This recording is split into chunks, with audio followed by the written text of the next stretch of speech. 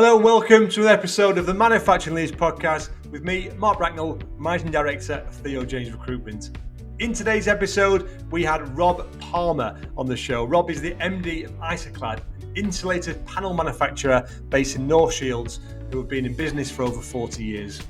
I can't wait to interview Rob. Rob is a genuine, authentic, down-to-earth leader, and it was just a really enjoyable, open conversation about his journey. And I think there's a lot from his journey, a lot that people can take. He was someone who, quite open when he was young, didn't really know what he wanted to do. Someone gave him the opportunity to get into accountancy and finance, which wasn't particularly a world that he was striving to get into. And I think the overriding message in this episode is you don't necessarily have to love what you're doing right now.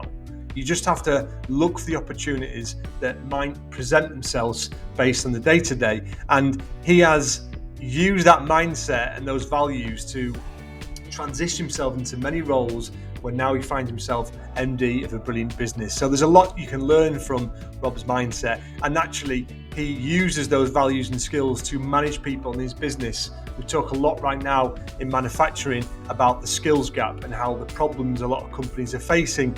He talks openly about how their organic growth model hopefully allows people to have those opportunities to grow within the business when it is difficult to hire in this type of marketplace.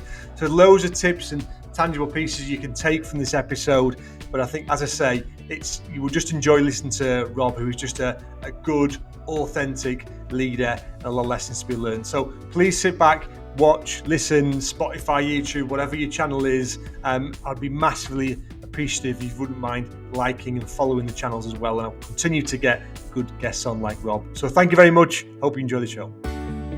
Excellent. So a warm welcome to Rob. And for those who've watched before and not listened, our background is very different. We're having some Wi-Fi issues in the office today, so I'm actually in the physical office. So if you hear some staff hopefully recruiting successfully, then that's just us going about a day job. But massively looking forward to interviewing Rob. Fascinating story. Same question I asked everyone initially, Rob. What does it mean to you to be a leader? Truthfully, Mark, it's something I've never actually thought about.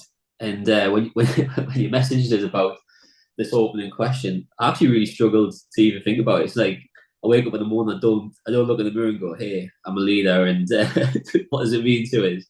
But I guess probably one word I would describe from it is more pride. It's more on the basis when I say it's something I've never really focused about. It's because I've always been quite ambitious in terms of my career development, and I like challenges. So I've always been focused on looking at how I can grow. And then kind of with the steps that I've took, there's been that element of leadership that comes with it because, you sit in a managerial position or a director position. And now, fortunately enough, I'm sitting in a seat at the top of an organization. And automatically people just look to you as, oh, well, you're a leader. But obviously there's a lot of descriptive words that comes with that, and it totally depends on the time of day. But, in my life, and just like you, Mark, there's so many times of different leadership because I'm a father, I'm a husband, I'm a friend, I'm a boss.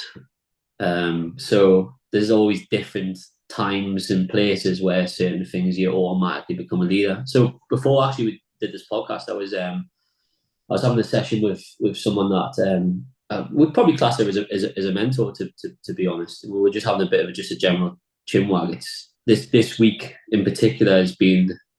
This is a nice day for me to be honest today, in the way I kind of structured the day, because we've been through board season. So I'm managing director of two organisations. One's ISOCLAD and the other one's SecuriClad. We deal in composite panels. The difference between the two is the ISOCLAD product is more of a commodity-based product. People would probably look at the main competitor for us to be a Kingspan product. Whereas the SecuriClad product, which is manufactured in our Welsh manufacturing site, is more niche, so it's quite specialist. And it was born out of that standard composite panel, which is a wall or a ceiling, essentially 2 sheets of steel and an insulated core, having more properties behind it that would give it certain value. So our ISOCLAD product is mainly a thermal rated product at times, so cold storage, etc. We use a PIR based product. And then you have fire rated products as well. So if you're looking at hoardings or wall partitions, etc., where you might need a fire rated product, that's that. So SecureClad was more focused on giving a security rating. So where you need certain areas that you want some time delay in the event, it's more insurance led, or infrastructure where you're trying to protect certain things. Traditionally, people would build that system up on site, which can be labor intensive, a lot of waste, etc. So this product was developed on the basis to look at, from a modular perspective and an ease of installation, could we develop a product? And the way our manufacturing process works at ISOCLAD is that you start off by picking up the core that we talked about, and there's different ways of processing it, and I can go into that a little bit later on, so you get a better understanding in terms of what direction we're trying to take the company in the future and some of the challenges that we have. And then it goes across what we like to call a sausage machine, essentially. It's just one big continuous line where you have two sheets of steel that are rolled out of coils, and adhesion's applied, and it goes down through a press, and you just cut lengths into the product. But when you have a system like SecureClad, where you've got other properties that are going into that initial core, it's not, you can't just pick it up and put it on the line. You've got to do some pre-application, etc. So historically, it was built as a bit of a manual process, and then taken to that line that I was just describing and passed through a line. But terrible from a health and safety perspective, truthfully, and also not really the ability to be able to scale through, but a very good product. And I guess leading into that, at the moment with SecureClad, we're on a bit of a journey of establishment, because we're a small medium enterprise, and we're a small enterprise, and we've got a lot of opportunities ahead of us to really grow. But in the past, we've been, we're present in data centers, or we're present in government contracts and certain things like that. But we did one job here or one job there. That's not necessarily that we've penetrated a sector. And therefore, we never really had a true focus. It was just picking up work where we kind of needed to. So the way that we are kind of looking at SecureClad is that it's got opportunities to be a bit more of a multifaceted system, because it's niche, and because I've mentioned that depending on building sites, etc., where you have this kind of requirement, people would traditionally use a build-up method. And like I said, it can be labor intensive, it can be a lot of wet trade, etc., and a lot of waste. So the way I kind of describe SecureClad now is that it's multifaceted, and we can play tunes to a degree. So quite early on, when I came into the organisation about 4 years ago, we looked at that and said, look, we've got to go into more of an automated manufacturing capability, because health and safety obviously paramount. And then from a scalability point of view, we just didn't have that scalability. And then at the same token, we didn't really have a commercial focus. It was just looking at where we could pick up a project here or there. So fast forward a little bit, because I know we probably want to talk a little bit about the journeys and things like that. Fast forward a little bit to where we are at the moment. The focus that we're trying to create for SecureClad is establishment. So can we look at other areas where we could focus from a commercial point of view, and really say that actually this product is perfect for maybe the defense sector, or maybe it is from a commercial application for data centers, for example, or maybe it's aviation. And then off the benefit of that is create what I'm deeming it at the moment is to be a laminating facility or a bonding facility, where there's other applications we can use on manufacturing capability. So what was conceptualized to be a product, well, a manufacturing capability to deliver a security product, is let's flip that on its head, and let's look and see, we've got some very talented engineers, we've got good capability within the manufacturing plant. And actually, is there other opportunities that we could actually look to focus on? So that's kind of where it goes. And in essence, I know we talked about what does it mean to be a leader, and I kind of went off on a bit of a tangent there. But actually, my role as a leader, etc., my opinion is to instill belief and passion, and work with the teams, etc., that ultimately the goal is to be successful in the business, whether that's employment, or whether it's financial, or whether it's revenues, or whatever that is. Ultimately, it's about, can we grow? that's what I'm kind of looking at. So we've got these two businesses that are on total different paths, and it's quite exciting. Excellent stuff. And you mentioned the word there. I was going to mention it anyway, passion, because you described the company there, and you communicated extremely well, and the passion shone through right from the start. Your journey isn't a typical journey, I guess, of some in terms of manufacturing. So you're the last interview I did was an MD who was essentially a mechanical engineer, inventor, always thinking. But you come from a very different background, but yet you still got that passion. Proves that two people can come from completely different backgrounds, still have the same goals and vision, which I love, and that's what I love about manufacturing. Where does that come from you? Do you think that drive and that passion? So my background is finance, Yeah, and it was not a career choice that I decided to go into, was finance. I tell you the story of how it kind of came about. Was basically I've got a bit of a passion around education. My wife's a primary school teacher. Your wife's a primary school teacher as well, or a secondary school teacher, isn't primary. she? Yeah, primary. Yeah, primary. Yeah. Okay. So it's always been something I've been very interested in, because I go home and the conversation point isn't around about, we always joke, my wife will say, cut with the bollocks of being the CEO at the moment, your husband, etc. Yeah. Like, where you kind of have a conversation about Yeah. time. It puts me into check a little bit. Yeah, same. So, okay.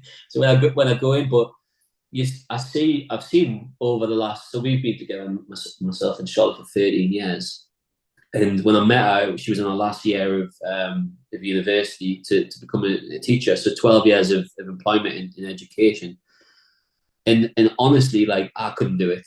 And yeah, and I'll probably imagine we've probably shared a lot of similar stories where,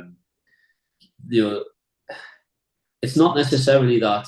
So here, being in the role I am now, or the responsibilities that we're taking through the journeys, etc., we've all got those responsibilities. But I could turn the laptop off. I could walk away from the emails, etc. She can't do that. She has to mark those books, or the welfare of the children and school, and the way that, especially from an education point of view, the people will turn around and go, oh, well, they get 6 weeks holidays. Yeah, but the hours for for the pay, etc. And I don't know about your partner, but my wife certainly, I've seen plenty of days of tears.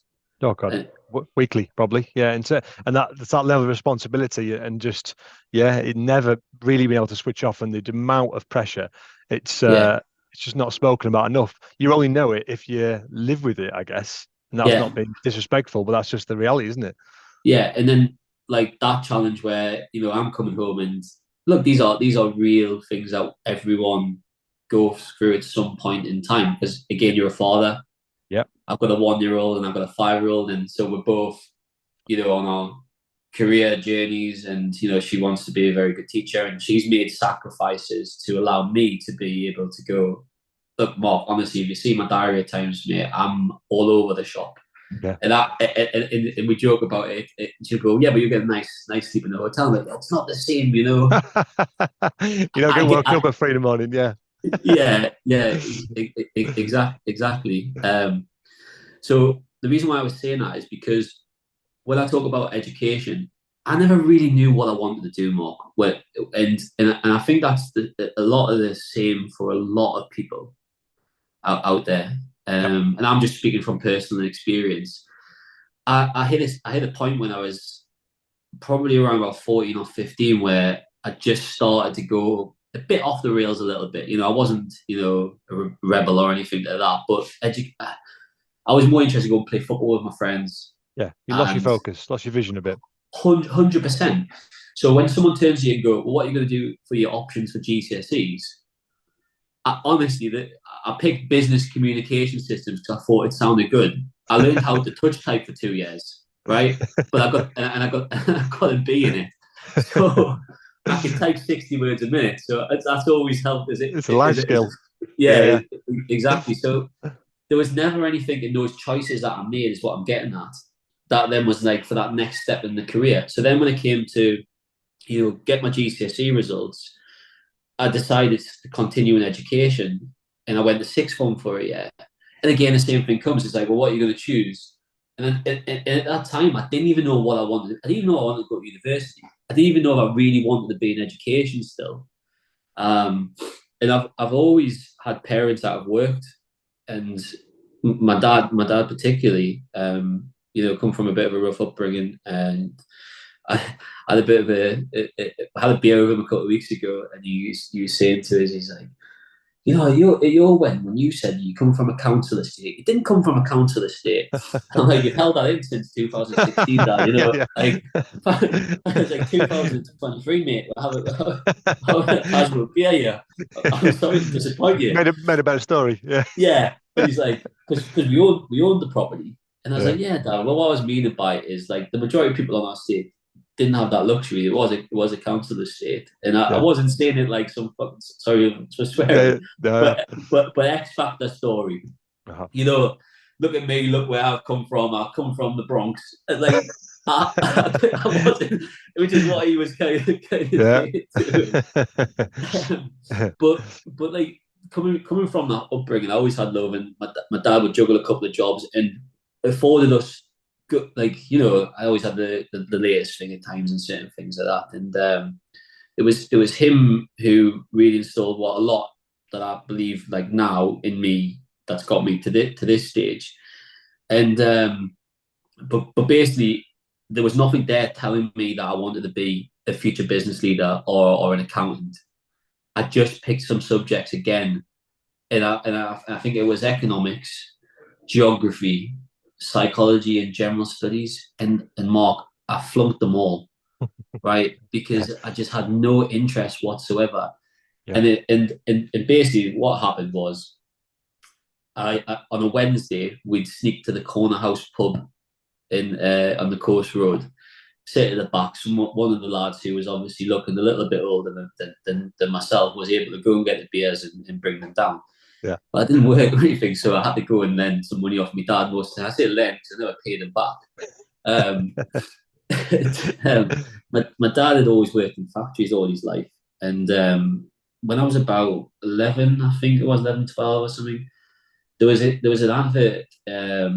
I think he says in the Evening Chronicle. I don't know. It doesn't really matter in that sense. But it was to become a financial advisor. The cooperative insurance were looking for people to come and train up, no matter what background, etc. If you kind of had that capability, they would put you through your exams and be, a financial advisor. So my dad went to this, and they liked him, and he went on that path, and he quit the jobs in the factories and became a financial advisor. And at that point, he met a gentleman called Richard Hall, and they hit it off, and they went through a couple of companies together, financial advisors. And then Richard decided to get out of financial advice and open up a mortgage packaging company. And then those were the days when subprime mortgages, self-certification, etc. No wonder there was a bloody bubble that broke. And to be honest, that's where I ended up losing my first job because of that. And my dad went along, and my dad was always a good salesman, and became the sales director there. So this day, I went, Dad, can I lend £10 to go to the pub? He says, well, you'll have to come to Richard's house, and it wasn't too far from the corner house, and I'll give you a tenner. And when I walked into the door, and I was barraged straight away, and Richard turns to us and goes, your dad says you're mucking around at school. And I'm like, I'm just there to take the £10 and run and go with me, mate. Yeah. And I was 16, and I said, yeah. He said, well, do you have any inkling of what you want to do? And I was like, well, no. He said, well, you're wasting your time. Then what's the point of going back to another year, etc., if you're not even focused? And this was pure luck and afforded through the opportunities that were presented because of the work we did. Richard turned to us and said, look, why don't you go to school, quit sixth form, and come and work for us. We'll put you in the accounts department, and we'll train you up to be a bookkeeper. And then, if you want to continue your career in accountancy, maybe you do, and etc., and maybe you have a career in accountancy. And I just went, yeah, sounds great. And I took the £10, went out with my mates, and the next day I went to sixth form and handed him a notice in sixth form, and then the next week I started with him, and that's where the journey started. I do. They're the moments you look back, you reflect on that. If that hadn't happened, you would be where you are. I mean, given the fact that you're a good person to ask advice for, you're a school governor, so you understand how things work on that or should work. prior to recruitment, I was a careers advisor for a year. I trained to be a careers advisor. I did a Yeah. qualification, exactly the same as you. I didn't have a clue what I wanted to do at school. Did media at uni because I just wanted to go to uni. What's the easiest degree you can do? Media. Did it. Still didn't know what to do.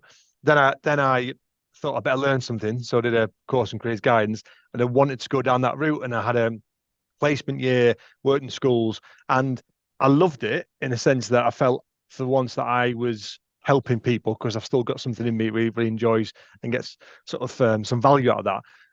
But I didn't feel like I was helping enough because I thought I had my hands tied behind my back because I've been told things have changed now, but 15 years ago it was pretty much if the kids are getting good grades, send to university, tell them the course. If the kids are on, maybe some apprentices, maybe some apprenticeships, but there was no real education behind it. Yeah. There's no real, do you know what I mean? And now, having worked in manufacturing recruitment so long and seeing the careers you can get, not only from engineering, from people like yourself, there's just not that awareness. It's the skills gap's getting bigger. Do you see that in schools? There's no synergy between the two professions. Yeah, I mean, you can trace it quite far back. Look, I'm a governor at a primary school, and I always remember quite early on of being a governor. And I've been a governor probably around about 8 or 9 years now. It might even be longer, but it's around that. And I remember the head because the school I'm at, it was because they looked for someone that had financial experience. So I'm a co-opted governor into that. And my daughter actually goes to that school now. So anyways, cut a long story short, the head teacher at the time, early on when I was a governor, I remember him saying to us that, you get these kids to year 6 and you get them through the SATs, and these kids are like, in your eyes, you've seen them, go from a lot of the time nursery all the way through, etc. And you see them on the journey. But after that, there's nothing you can do.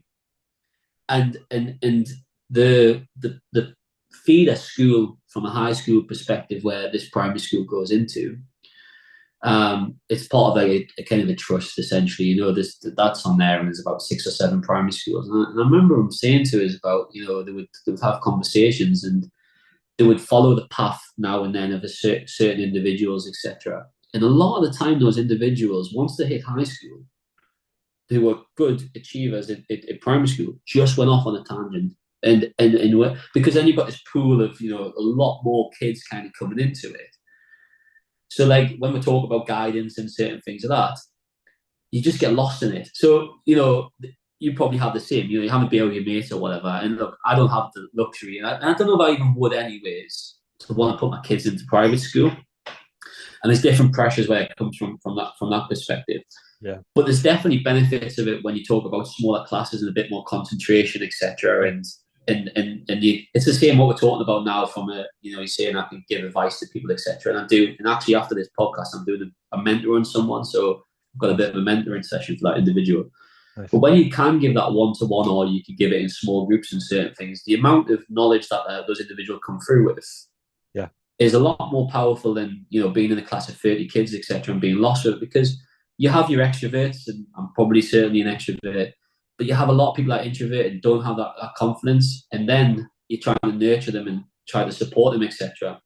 It's my opinion, but I think sometimes people are just used as statistics at times, and I think that's the problem from an educational point of view, is that it's all about, okay, where those grades are, what we're kind of doing, and actually not really fundamentally thinking about that child as a kind of over. And don't get me wrong, I don't have any answers to be able to deliver that when you've got hundreds and sometimes 1,000 kids to kind of manage, but it's very difficult. Apologies for interrupting this podcast for a very quick 30-second pitch of my business. Theo James are a specialist manufacturing and engineering recruitment search firm based in Seaham in the Northeast. If you're looking for any staff or a new opportunity yourself, from a semi-skilled level right the way up to C-suite executive, then please get in touch. We have a specialist consultant in each discipline ready to help. I'm extremely proud of what we've built over the years, and I'd love to extend that service out to you. Thank you. Enjoy the podcast. Yeah, it is. The schools have all got, they're now driven by data and results and etc. So exactly that. That tailored approach has gone out of it. I remember once when I was at school in South Shields, and they asked me. There was a young lad there, I think he was 15, and he was a good football player. And they said he's a really good football player, but what the chance of going to make it? All he wants Yeah. to do is football. You need to hammer Yeah. home to him that he needs a strong plan B. And they weren't wrong in that sense to some Yeah. extent, but they really pushed me to try and not make him go down that path. And when I spoke to him, this kid was just so passionate about what he does and didn't want to have a plan B. Yeah. And just this was it. And it was difficult. I couldn't disagree with it because that was his passion. And we just had a chat and we made some plans about trying to make that happen. And in the end, he did. The little lad was called Martin Waghorn, and he went on to play for Sunderland, Derby. Ironically, Yeah, I was going to say that name. Derby was what I was. You relegated my team, relegated Chef Wed a few years ago. So, so I wish I told him to get into business studies instead. But the case in point that I think for me, it needs to be that tailored approach because everyone is different massively. And if perhaps if you'd have had, for you were lucky enough to have some good support systems around you at that time, and someone to take a chance in you because they trusted that your dad was good. So you will be as well, but not everyone's got that opportunity, have they? And they might have wasted the skills in that sense. Yeah, I think it's interesting you mentioned football there because two aspects. I'll answer that question in a second about my dad and Richard and taking a chance because that is what happened, and I'm very fortunate because that's how it all started. And don't get me wrong, 20 years later, with lots of bumps in the road and lots of different paths and certain things which we can get into if you want to. Here I am now. Yeah. But football is an interesting one, and this is the thing as well that I always kind of think about because I played an all right level of football and getting a couple of quid on the Saturdays and playing midweeks or whatever like that. And a lot of the time, I would say at least 50% of the players that were playing in that league and in the teams and stuff that I was around had come from pro clubs or to a degree a club that maybe is Hartlepool and stuff as well, and they had that same what you've just said there, passion that they thought they were going to be a footballer. Yeah. And I remember there was one lad in particular. I'm trying not to name names, because whatever. But he'd captained Sunderland reserves, and he played something like 40 odd games. And I remember some of the players he played against. It's like I played against Nemanja Vidic when he first signed for Man United in the reserves, and I played against James Milner's and all this. And I'm like, I can't believe that must have been amazing. And it was Mick McCarthy at the time was the manager. And the way that this individual tell the story to us was that kind of like, comes to judgment day, are we going to keep this player on and sign him to a small contract, certain things? And a lot of the coaches said yes. Now, he was quite small. He was a centre midfield player. And look, apologies to anyone that's watching this that's not really into football, etc. But the best way I can describe this individual was like a Claude McAleary, right? Okay, he just had this knack of shuffling around, right? So anyways, the way he described it was the coaches said yes. Came to Mick McCarthy. Mick had the final decision. Mick McCarthy said no. A couple of weeks later, Mick McCarthy gets sacked from Sunderland. This individual, he went back and asked if, would the new manager, could he audition or whatever? And they said, look, we're going to take the decision of this individual previously, blah, blah, blah, no. And he just fell down the ranks and certain things like this. And I think he ended up being a carpet fitter. And look, good career in the pub. And he played the local route and got a couple of quid. But you imagine that, you captain the Sunderland reserves. That fall.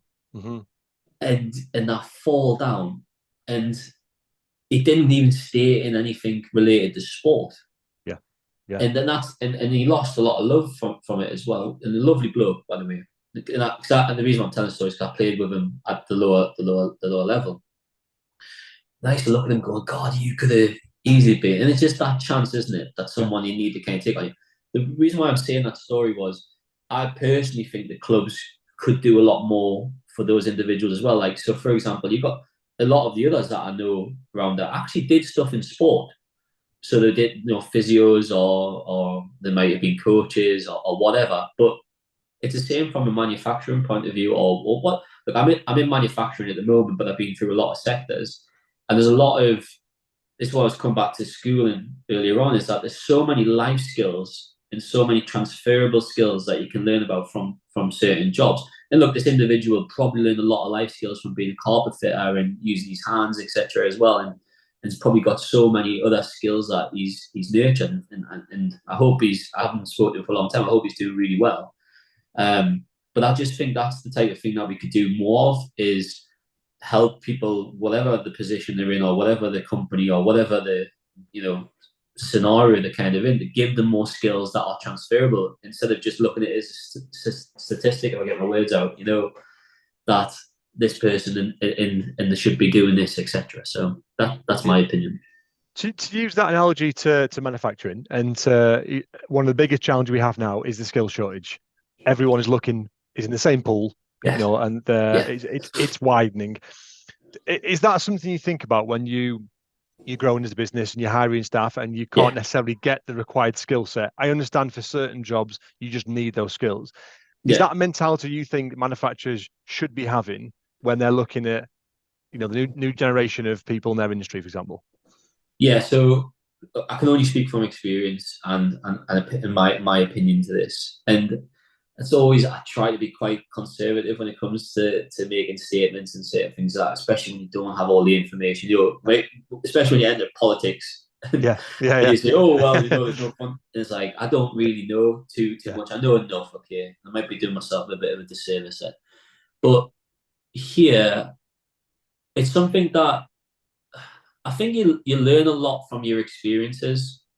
So instilling the things that I would like to and I'm doing for the businesses have come through the things that, when they say we've all had a bad manager. And to be fair, people might class me as a bad manager. I don't know, but that's opinions at times. You learn so much from those circumstances. Yeah. So what I always kind of looked at throughout is like giving people chances is always, look, you always have situations where you promote someone one station above, as they kind of say, and that they were really good as an operator, but they weren't good as a manager. Mm-hmm. But you think, oh, they're a really good operator, and you're trying to help them with a career trajectory, and you go, next step would be a manager, and you bring them in, and it just doesn't happen. Yeah. And we all have that. But the first thing is that I've always learned is to try and give chances is can you reskill or support new skills for potential that you already have internally, and that's where you go and talk. Yeah, you go and talk to your supervisors, your heads of department, etc. Because they should know that, and they should know that because they should be affording the time when it's needed to. Not just waiting to an annual review. And don't get me wrong. Right this second, we are at annual reviews. We're not reviewing enough. But that's because we're going through a bit of a transition at the moment, and we've already communicated, and that's the key word. We've already communicated to the staff that we will be doing more, etc. We will be putting development matrices in place and training matrices, etc. Just give us a bit of time to do so. We're not neglecting that. It's just sometimes it just takes a bit of time. But if we're doing that more, then we should be able to understand, look, before needing to go, not trying to do you out of a job, Mark, but that we're not. No, it's right. Is looking externally. 100%. Yeah. If because how many times have you probably seen this when you speak to individuals that are looking for a job, and the first thing they turn around and go and say it, and you go, "Why are you leaving? Where you going?" And they go, "It's just no opportunity," or 100%. "I've been overlooked for this," and actually whatever. It's our advice every single time, which shocks people actually because they think we're doing it ourselves our job, but companies should always look that organic process, because that's how you help your retention. Particularly new generation, they want to come in today and know how well they can be in 5 years. And if they can't see that, sometimes they can't literally see it on a piece of paper, then they're probably going to be off to a company that offers that. So I completely agree. It's a massive part of it. Given the fact you mentioned that transition, I know your business has gone through a transition. That can be rocky, highs and lows. Yeah. Are there any lessons you've learned from taking a business from here to here? What do you say? If you ever ask me what I think my biggest skill is, or something that I kind of would say of myself as a quality, I'd probably say the word resilient. Okay. And that's not necessarily meaning, oh, I got through that and I didn't quit, kind of resilient, Yeah. But I think not just even looking at it from a transition point in terms of being a financial director into a managing director. Personally, I think that's come easy compared to some of the other transitions that I've had. And more meaning from that is that I've been a number two for quite some time, and therefore been around, how to operate in a board and, hand in glove with managing directors, etc. And to be honest, the role I had before I came into here to ISOCLAD 4 years ago, I pretty much made it up to managing director. It's just at the time the title wasn't given or whatever. So I've had some experiences in that. I think actually the transitions over time where I've found it more difficult and challenging, if actually been from being, where you've been like, so if you take some of the titles that I've had, and I'm not just focused on titles, but say a finance assistant to a finance manager, in learning how to manage people or processes and things like that, where you've not had that experience and that's totally new. Those are the transitions that actually have meant this transition's been a lot smoother, in my opinion. It's a different type. Like, don't get me wrong. Like most managing directors, like yourself, Mark, you probably woke up in the middle of the night with a bloody cold sweat of certain things that are kind of going on, and that doesn't change. Sometimes I sleep very well, and sometimes I don't. But those were the times where actually having good people around, in good mentoring, and I've had some bad ones as well, but that have really helped through that transition period. The slight difference for this is that there's a bit of a bigger expectation, because now I'm sitting at the top of an organization, and how you're setting this. Look, we have a senior leadership team, so it's not me. A lot of the visionary stuff and the influential stuff does obviously cascade through from myself. But we talk about those things, and we decided that's the right option right now. So just for example, I told you earlier on, it's board week. So we do three times a year. So the lead up to that and getting to a point, and then the way that I like to push from that direction now, and I'm glad that our board are going in that direction as well, because we have obviously non-exec directors and we have owners and shareholders, etc., coming in. And I'm the only individual from the internal organisation that sits on the bigger board. Is that it's keeping it very strategic.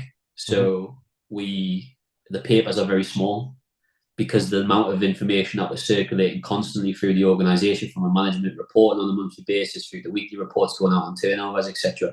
We don't need to take the time up on those very valuable times to talk about what's happened. It's more about how are we moving forward, and why do we think we should go that direction. So I call it a three-pronged attack. I don't know if attack's the right word, but the senior leadership team seem to like the fact that it's very focused in that sense. Is that it starts from a commercial point of view, so what opportunities are there, into what investment is required, and finally then talk about the financials. So what is the opportunity that's presented, what's that going to lead to in terms of financial reward or costing, etc.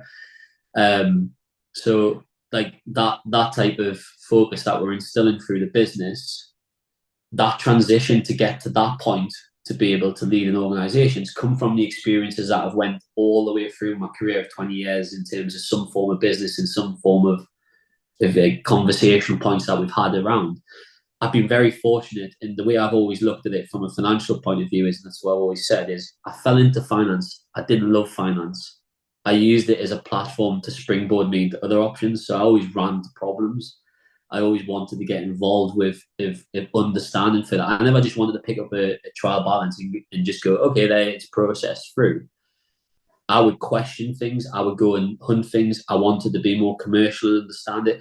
It's pointless me going to the commercial guy, go, hey, by the way, you can't sell that at that price. And they're like, why? Well, we're not making the margin there. And they go, yeah, but the opportunity I could present off the back, that doesn't matter. It's a number. But then I wanted to be that type of person. I always wanted to kind of, have a better understanding. So, okay, well, if that's that commercial opportunity, what we're doing from a marketing perspective. So I'm setting some budgets. Okay, can I get involved a little bit and understand from a marketing perspective why we're going that route, and have we considered this? And then it's the other side of it. What I really like about manufacturing is you're making a product, So therefore, then it comes into supply chain, and then it comes into accreditations, etc. And I always said that I've always wanted to get to be a leader in an organization from a perspective that I just wanted to keep growing. But I never wanted to sit in a boardroom and have no clue what was actually being said from a different area. I don't need to be the master of that technical department, but I've got a better understanding that you can't pull the wool over my eyes because I took the time. And that's what I'm saying is all of those times of transitions that we've got to this stage have been a lot smoother now because of those experiences. I like that. So apologies that I'm talking a hell of a lot from that perspective. But really interesting, because I think there's a lot of lessons there, load of lessons. I think particularly the one, I like the fact you said you didn't see the financial side as this is you forever. Use it as a springboard to get to where you want to be. And I think there's a lesson there for a lot of people that sometimes you've got to do the hard miles. You've got to take decisions which you might reap the rewards a little later down the line. Culture trickles downhill. I think it has to start from the top, without doubt. You are personable, you're honest, you're transparent. I imagine you're someone where you just talk to people a level without any bullshit, basically. And I think that's honourable. And actually, I wouldn't say it's rare, because I think management strategies have changed, thankfully, over the last 15 years. And that's one of the best things I've done regarding the podcast is see that. Do you know what I mean? It's instilled so much sort of joy to see how management has changed over the years. Was that important to you when you became from the FC to MD to not change, or was there also a conscious element to go, right, I have got to change a little bit? What's your mindset regarding that? Because I imagine people struggle with that sometimes. Yeah, I think two words kind of always been for me personally, and it's authentic and genuine. Mm-hmm. And look, I get it wrong sometimes. There's sometimes where you just need to rein it in, as well as, kind of, if you do those personality types, I'm an ESTJ, okay? But at times you've got to know when to steal from an introvert, and you've got to, they know that circumstance needs this or whatever. And I think, look, I have a saying right now. It's not my saying, but I really liked it from a book that The Hard Things About Hard Things by Ben Horowitz. People, product, profit. With good people, will deliver good product, and profit will just naturally follow. And that's the mantra that we've kind of set here from a cultural perspective. And don't get me wrong, Mark, we don't get it right all the time. Okay. You think you're putting people first, but sometimes you're not, okay? But the important aspect that I like to say is, because of that authenticness and because of that genuine side of what I'm trying to say, is that people know where they stand. And I think, in my opinion, I'm just telling you how I would like to be treated. I don't want to have to, second guess something, or whenever you go into a conversation. Look, so I enjoy those things at times, about the negotiations and when you kind of having conversations about certain things. But at least people know who I am, right? Yeah. And like I say, it's not like you either like it or you lump it type situation. It's just, I don't need to change. That's just me. And look, people can say, maybe you need to hold in on this a little bit, or maybe you need to learn that. And I'm looking over here because I've got a library full of books that I've not even read. Yeah. Okay. There's a few around there as well. But then it comes in, I look really smart. I got excited when I bought them. Yeah, exactly. And I'm thinking, I'm going to learn something, whatever. You learn so much from just your experiences, and it's knowing when to switch it on. That's the difference. Is when it comes to that moment of you talking in a board meeting, or if you're having to make a tough decision, right? Let's get into that. Okay, and my first process is never to blame. The starting point is, we'll have a lot of problems and we'll have a lot of challenges. I personally believe that our business operates in two of the most volatile areas of uncertainty at times: manufacturing and construction. Yep. Things rarely go to plan. Okay, But the first thought process is, say, for example, like the line goes down, or we have a situation where something comes in and it's damaged or whatever, and you're operating sometimes in just in time, etc. It's not to just go, it's your fault, whatever it is. It's more on the basis, well, first and foremost, how do we solve that? How do you put the measures in to prevent that? And sometimes you overanalyze it. You burden people with too much as well at times. So sometimes you got to look at it and just go, that's just a rarity. It's a one off, and like we just move on from that perspective and how we kind of move forward with it. But ultimately, everyone just knows who you are and how you deal with certain things. Look, at times, have I had to part company with people? Of course I have. Have I at times had to be authoritative? Of course I have. But most of the time, look, everyone's trying their best to move in a direction. So, if you take a revenue target, we set those targets, one, they're realistic, but they're challenging. So a lot of the time we don't hit them. Am I going to walk in the room and start screaming, going, the business is fucked, like what's happened here type situation? Of course I'm not. It's the analysis of data that needs to circulate through the organization to understand the whys. Okay, not just focus constantly on them, but just to understand them, because that'll make us better.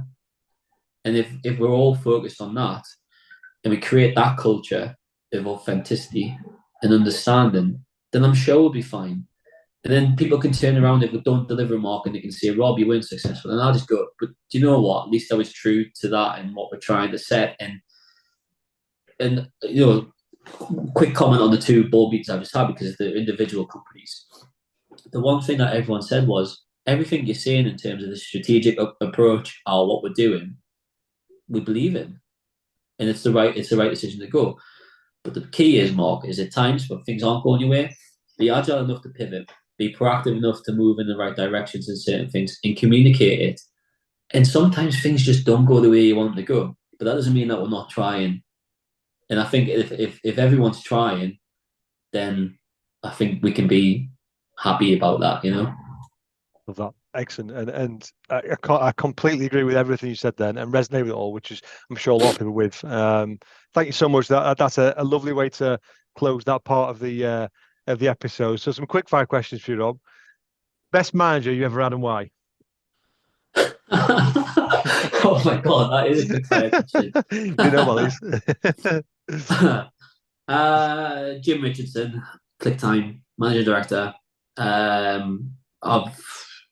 I've always got a lot of respect for anyone that takes the. So look, I'm a manager director, but it's not my creation, and I think it's totally different when you're an entrepreneur and you put the mortgage on the line and all those types of things, and that's where like the hard yards are in. So I learned a hell of a lot in that period of time, and the best thing about that is I believe that I'm sitting in this seat right now because of that period of time when I was able to travel the world, afforded all those opportunities, work with some big companies like Lego and Disney and people like that because of that, man.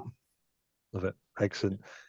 Biggest influence from business, entertainment, or sporting world? Anything outside of work? Look, I love sport. I think personally as well, that team aspect is certainly helped me in business. Knowing my role, not wanting to let people down, knowing that I've got responsibility and accountability, etc. So there's a lot of sport in people. And look, I'm an avid Newcastle United fan, so people might hate me for saying this, but I loved a lot of what Alex Ferguson did. To be truthfully honest, and yeah, the way. I know he does a lot with like Harvard and certain things like that, but I really like that approach that he's took from a sporting aspect and how you coordinate that, but also the stakeholders that he talks about and how you pull that all together. And I think that there's a lot of that kind of resonates with what I kind of do. He's the most popular answer, and he will be my answer as well. I just think, yeah, for all the reasons you've discussed there.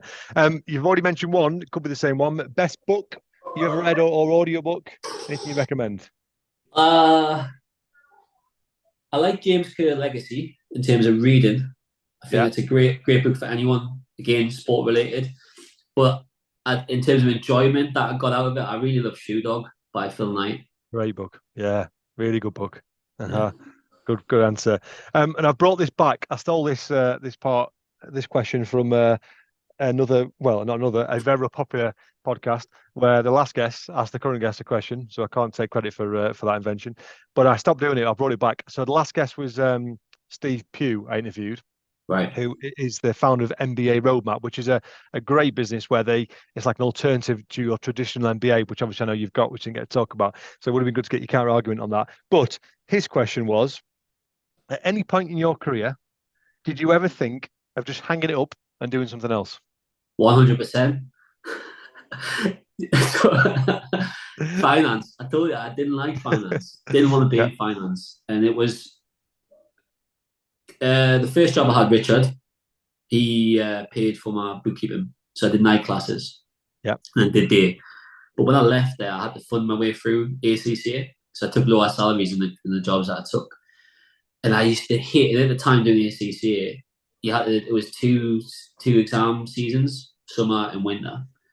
And I hated it when it come to like summer and having to put the slog in. And I hated the lead up to Christmas having to put the slog in. And I only failed one exam. And it was I just wasn't focused, to be honest. And I got to the last 4 exams. There was like 11 exams in total I had to do. And I remember turning to my mum, because I lived with my mum at the time. And I said, you know what? I know I'm this far down, but if I fail these exams, I'm going to hang up and I'm going to go and join the police. So I don't know why the police, that's what I said. But yeah, that was a big point in my time. I just hated that point. It comes back to resilience and resilience you showed, and here you are. And obviously, ISOCLAD, brilliant business, great place you are now. Sort of plans for the next 12 to 18 months? What's happening? So we lost our way with ISOCLAD. And again, the fortunate thing I have with that is I was part of that. And I have to hold my hands up and take responsibility for that. And then I talked earlier on about the establishment of SecureClad. So we're trying to create a laminating facility for SecureClad and build the brand, whereas ISOCLAD's more on that re-establishment. And what I mean by that is understanding what our value proposition is. And historically, it was always around quick turnaround, flexible offerings, and more service related. So when I say we lost our way, we went through a period over the last couple of years where we just took on too much and we decided that we were going to try to be bigger than what we were. And there's nothing wrong with trying to achieve those standards. But when you've got big beasts playing in that arena and it's all around price and it's around volume, and our economies of skills that they can't compete with that at the moment. We have to do a lot of investment into the business to bring that capability up. And look, we're little old ISOCLAD. We're not $1 billion pound corporation like our big competitors are. So what I've done is being able to say to the team, we're going back to that. We're going back to our value proposition. We've got a few tricks up our sleeve on certain other things outside of that offering that are not necessarily diversification, but more so bringing maybe something in to support longer term strategic. But what I want to be known for this company, ISOCLAD, is quick turnaround, flexible. So if someone needs something, we can do it with high level service and retaining the customers. And if we do that, I'm sure we'll be fine. Love it. Excellent. And look, Rob, I've really, really enjoyed this, and so many lessons from it, massively. And actually, I think for me, just to who you are, and what I mean by that is, I think I probably had some imposter syndrome years ago from my role suddenly becoming meeting MDs and even on this podcast, MDs and thinking, bloody hell, like I'm going to meet MDs. And do you know what I mean? Some real imposter syndrome about that, despite the fact I was one myself. I'm not laughing at it in that sense. I can sympathise with that. It's bizarre, but actually, you've carved out a really successful career and now a great business from just being you. And no disrespect, but no airs and graces, just being you and being honest and true to yourself and managing people in that way. And I'm sure anyone watching or listening to this can probably learn a lot about that, and just be yourself and have the right values and goals and the mission that obviously ISOCLAD has. I completely resonate with, and it's the same for us. So thank you, Spit. It's been a privilege. Yeah, no problem, mate. I've really enjoyed that. I really have.